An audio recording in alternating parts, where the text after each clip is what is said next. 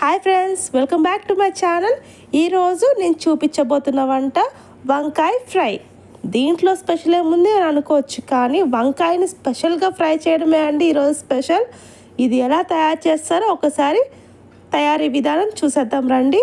ముందుగా స్టవ్ మీద కడాయి పెట్టుకొని సరిపడా ఆయిల్ వేసుకోవాలి. ఆయిల్ వేసిన తర్వాత పోపు దినుసులు వేసుకోవాలండి. ముందుగా జీలకర్ర,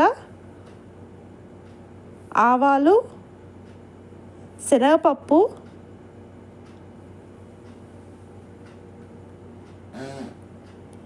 కరివేపాకు,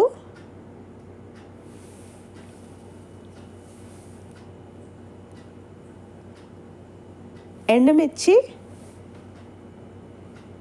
ఇవన్నీ వేసి బాగా వేగిన తర్వాత ఆనియన్స్ యాడ్ చేసుకోవాలి.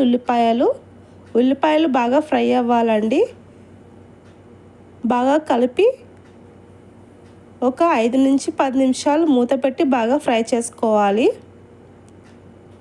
మనకి గోల్డెన్ కలర్ వచ్చేంత వరకు ఫ్రై చేయాలండి. బాగా ఫ్రై అయిన తర్వాత మూత తీసి కలయి పెట్టుకొని తర్వాత మనం కట్ చేసి పెట్టుకున్న వంకాయ ముక్కల్ని అందులో వేసుకోవాలి.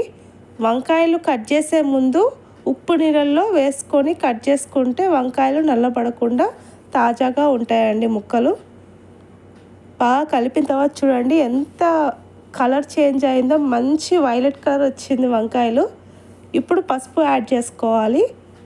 పసుపు యాడ్ చేసుకొని బాగా మిక్స్ చేసిన తర్వాత మూత పెట్టుకొని కొద్దిసేపు ఉంచుకోవాలండి. తర్వాత కారం వేసుకోవాలి. కారం యాడ్ చేసి బాగా కలపాలి. ఇప్పుడు మనం ఉప్పు వేసుకోవాలి. టేస్ట్కి సరిపడా ఉప్పు యాడ్ చేసుకోవాలి.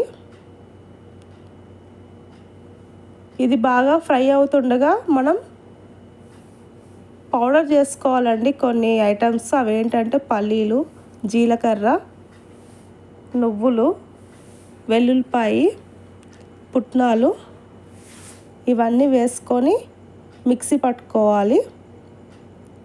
పల్లీలు, పుట్నాలు, వెల్లుల్లిపాయి, నువ్వులు, కొబ్బరి పొడి ముందుగా రెడీ చేసి ఉంటే వేసుకోవచ్చు, లేదంటే ముక్కలు కూడా వేసుకొని పొడిలా చేసుకోవచ్చు. ఇప్పుడు మనం ఫ్రై చేసుకుంటున్న వంకాయ పీసెస్లో ఈ పొడిని యాడ్ చేసుకోవాలండి. యాడ్ చేసుకొని ఒక 2 మినిట్స్ ఉంచిన తర్వాత మనకి వేడి వంకాయ ఫ్రై అన్నది రెడీ అయిపోతుంది.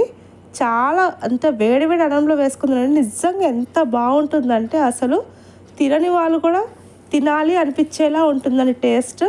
మీరు కూడా ఒకసారి ట్రై చేసి చూడండి. చాలా అంటే చాలా ఇష్టంగా తింటారు. పిల్లలు కూడా అసలు వదిలిపెట్టకుండా వంకాయ ఫ్రై తింటారండి. ఇలా కానీ మీరు ఒకసారి ట్రై చేస్తే. Please subscribe.